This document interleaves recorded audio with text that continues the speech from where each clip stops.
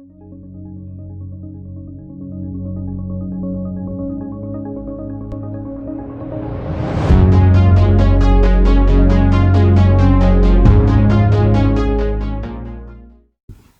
everyone, my name is Kartik and my channel is about mental models.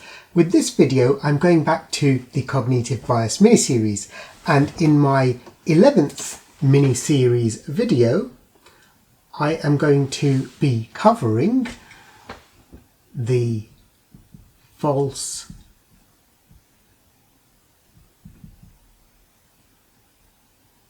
consensus effect. The easiest way to define this bias is by breaking the title down into its component parts, which are namely false and consensus. Consensus means a general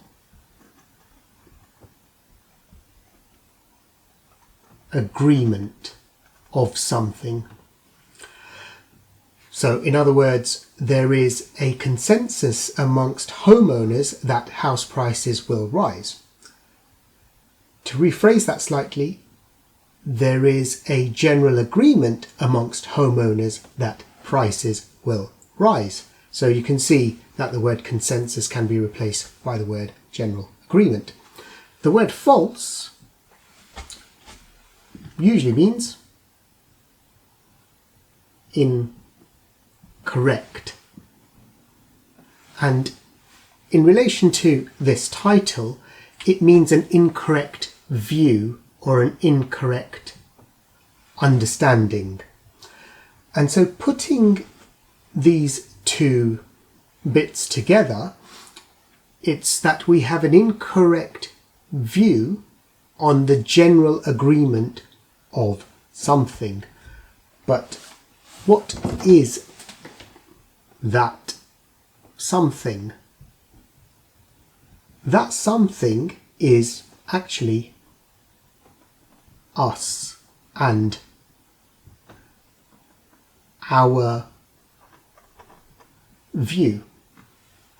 So false consensus effect is the incorrect view or understanding that we have on the general agreement that others have of our view. So to put that simply, we believe falsely that there are other people out there that agree with us in what our view is on a certain situation or a certain subject matter. And this causes the effect because we believe falsely that more people agree with us than is actually the case in reality. So that's the effect. So we believe, first of all, that others are in general agreement with our view, but the effect is caused because not only do we have this false belief, but we think that more than is actually the case in reality, more people believe with our view, whatever that view is. Now, this is a cognitive bias because based on this false belief that more people agree with us on a certain something than is actually the case, that belief can influence the way we interpret that information that we are sort of believing falsely that others agree with us on. So it can influence the way we interpret that. And subsequent to that is that it can lead to a bad decision or an outcome. Bad outcome, that is. So let's take an example. My friend Fred. My friend Fred believes that interest rates, just going to call it IR, interest rates will fall. And he has the perception that everyone thinks the same as he does. Or simply the opposite, in that my friend Fred believes that interest rates are going to rise. And again, he has this perception that everyone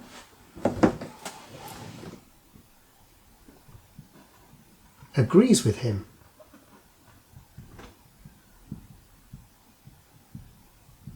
Now, just a disclaimer, this is not financial advice. I don't know what's going to happen to interest rates. I'm just using this for the purposes of this example.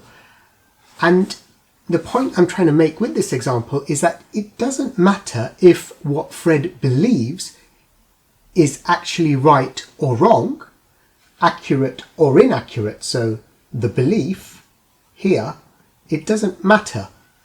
The bias is created because he assumes that everyone agrees with him. And so it's this belief that creates the bias, this perception. It's not what his understanding is. It's not what his idea or what that certain something is. It's this perception that he believes everyone agrees with him. And based on this false assumption, Fred may take some action which could result in a negative outcome, as his reasons for taking that action were from a biased viewpoint. And any other example I give would also follow the pattern of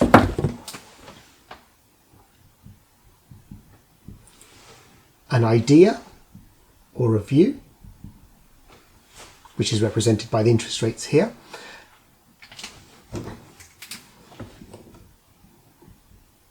and the assumption that everyone agrees with my view, which in reality isn't the case. So this is, let's just label this as the pattern. So why does false consensus effect happen? Well,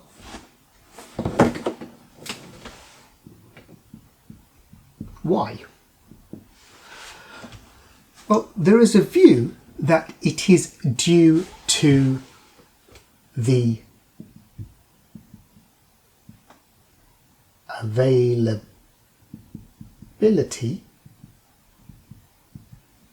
bias. Please see my video on availability bias. It should be floating somewhere up here, hopefully. And the link is also in the description below if you want to understand more about this. So there's a view that it is due to availability bias. In line with availability bias, if we are thinking that other people share our beliefs, we will more easily think of the people who are similar to us and who share many things in common with us. And that then leads to the perception that everyone sort of agrees with us. So it's in our minds. So this is about people that come to our recollection easily in our minds. And then that, as I said, gives us the false impression that more generally people agree with our views. Number 2. Again, why does this happen? It's not only those we think about, but family and friends we know and speak to on a regular basis are more likely to have many similarities to us and so may hold similar views. Therefore, we may assume that more generally people agree with our views. So the first one is people that come into our recollection, and family and friends are who we normally speak to. So they are in reality the people that we are connecting with on a daily basis. Number 3, I'm going to call this innate familiarity. Sort of connected to point 1. We have an innate familiarity with our own beliefs and attitudes, and as these are at the forefront of our mind, we are more likely to notice people around us who share these beliefs and attitudes. So availability bias is recollecting the people that have a similar view to us. Family and friends are people in reality that we speak to and engage with that are quite similar to us. And then the third one is the thoughts that we have, the beliefs that we have are in the forefront of our mind, so we are more likely to see and notice people rather than notice people around us who share those beliefs. So we may see people with conflicting beliefs, but we won't notice it because we are looking out for people or we are noticing people more, looking out for people more who share these beliefs. Again, giving us a false impression that more generally people will agree with our views. Number 4, self-esteem. The desire to feel good about ourselves incentivizes us further to assume that other people act and think in the same way like us, which again, to sound like a broken record, gives us a false impression that more generally people agree with our view. So that's the reason why. What are some of the main ways we can overcome this bias? Number 1, research. Look at studies, review market research, analyse statistics, or even undertake your own research on a subject and proactively seek feedback. By doing research and looking at trustworthy data, we can test the assumption if other people generally believe in the same way on a certain matter as we do.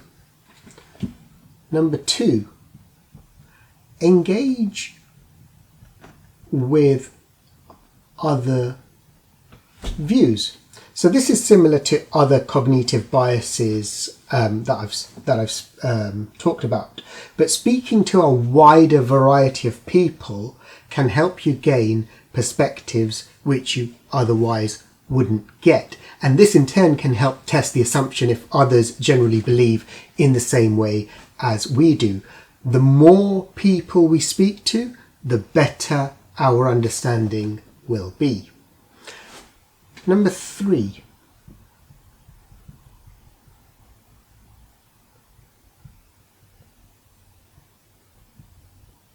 self-reflection.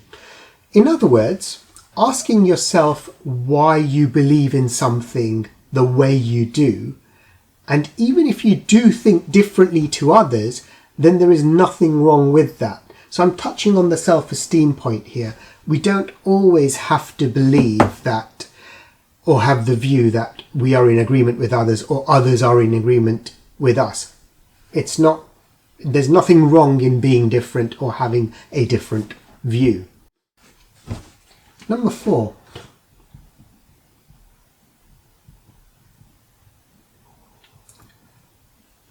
awareness.